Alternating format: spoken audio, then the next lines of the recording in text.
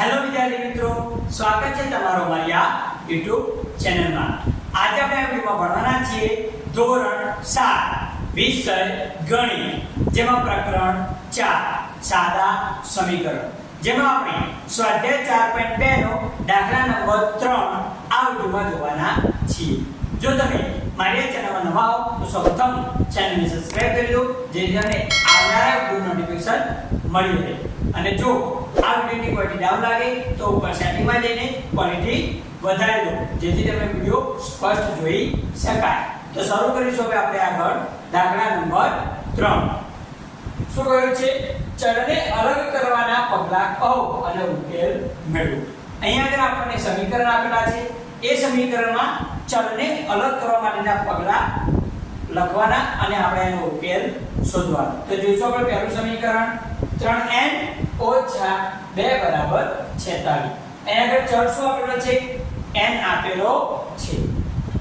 આ જે વધારાના જે પદો રહે એને આપણે શું કરીશું? આપણે જમણી બાજુ લઈ જઈશું, જેથી ચલ અલગ પાડી શકાય। તો પહેલું પગલું શું કરીશું?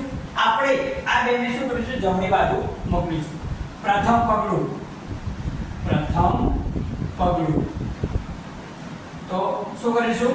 2 ને જમણી બાજુ મોકલ।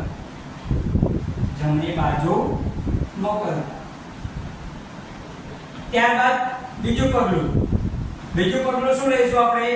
તો બીજું પગલું એ લઈશું કે n ની જોડે 3 જે રહ્યા એ ગુણાયેલા છે, તો બરાબરની પેલી બાજુ આપણે ભાગાકારમાં મોકલીશું। 3 ને જમણી બાજુ ભાગાકારમાં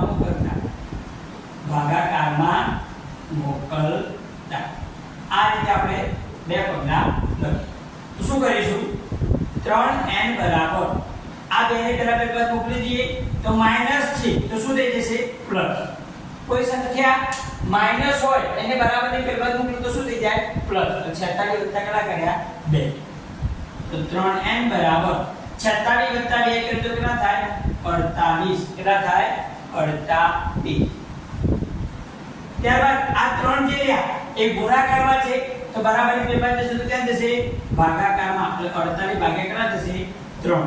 તો આપણે 48 ને 3 વડે ભાગીએ તો 16 તરી 48 થાય। કેટલા થાય વિદ્યાર્થી મિત્રો? 16 તરી 48। તો n બરાબર કેટલો જવાબ આવશે? 16। કેટલો જવાબ આવશે? 16। જોઈએ આપણે હવે બીજો દાખલો। બીજું સમીકરણ આપેલું છે 5m + 7 બરાબર 17। બીજું સમીકરણ શું આપેલું છે? જોઈશું હવે આપણે આગળ બીજા નંબરનું બીજું સમીકરણ શું આપેલું છે? 5m + 7 બરાબર 17। તો પહેલું પગલું શું લેશું આપણે? 7 ને આપણે જમણી બાજુ મોકલીશું, પહેલું પગલું એ। બીજું કે આ 5 જે ગુણાકારમાં છે એને પણ બરાબરની પેલી બાજુ જમણી બાજુ મોકલીશું તો ભાગાકારમાં જશે। પહેલું પગલું લખું, પહેલું પગલું આવું કે 7 ને જમણી બાજુ મોકલતા।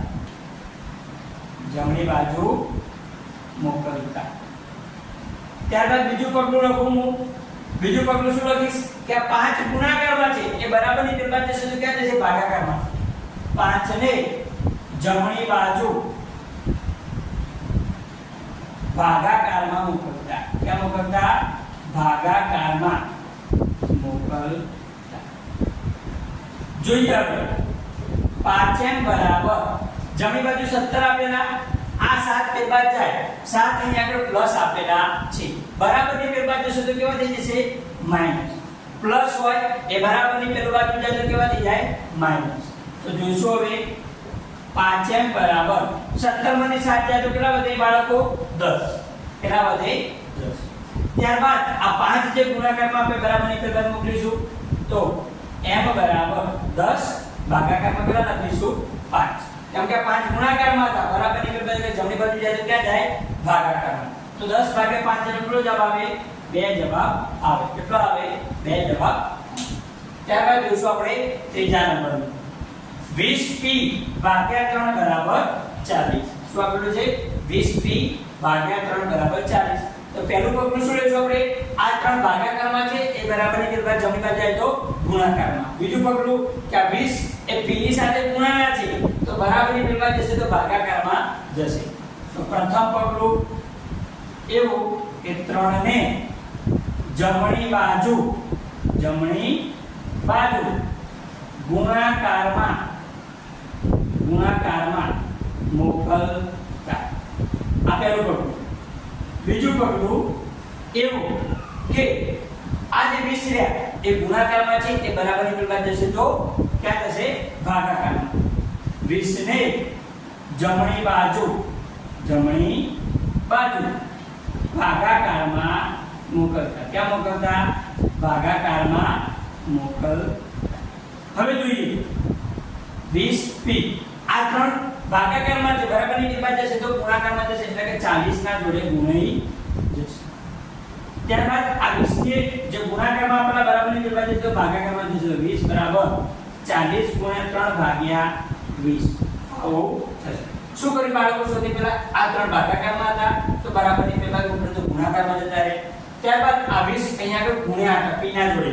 આપણે એકલો ચલ p એકલો જોઈએ બરોબર. તો બીજું બધું જમણી બાજુ મોકલી દીધું. આ 20 ગુણાકારમાં તો ભાગાકારમાં ગયા. હવે અહીં ઉડાડી 20 દુગરા થાય 40.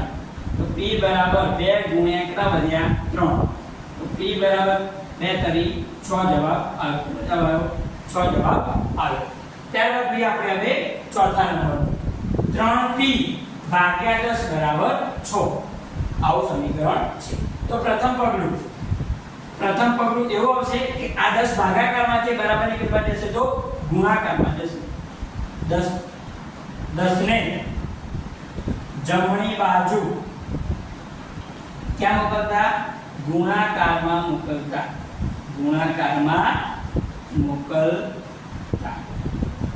આ પહેલું પગલું થયું બરાબર. 10 ને આપણે ક્યાં મૂકી દીધા બરાબરની પેલી બાજુ ગુણાકારમાં, કેમ કે અહીંયા ભાગાકારમાં છે.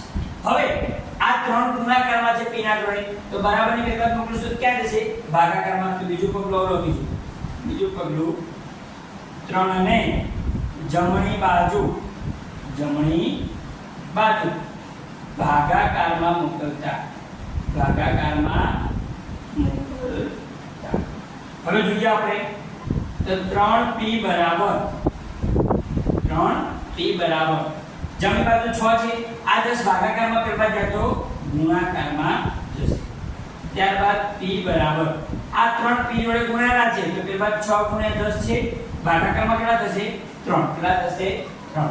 અહીંયા ગુણાકારમાં હતા 3 તો પેલા બરાબર પેલા મોકલે ક્યાં જશે? ભાગાકારમાં. ગુણાકારમાં હતો તો ક્યાં જશે? ભાગાકારમાં.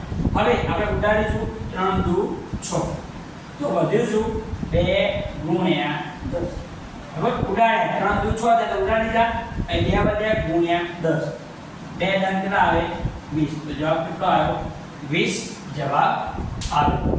તો આ રીતે આપણે દાખલા નંબર 3 નું સંપૂર્ણ સોલ્યુશન જોયું.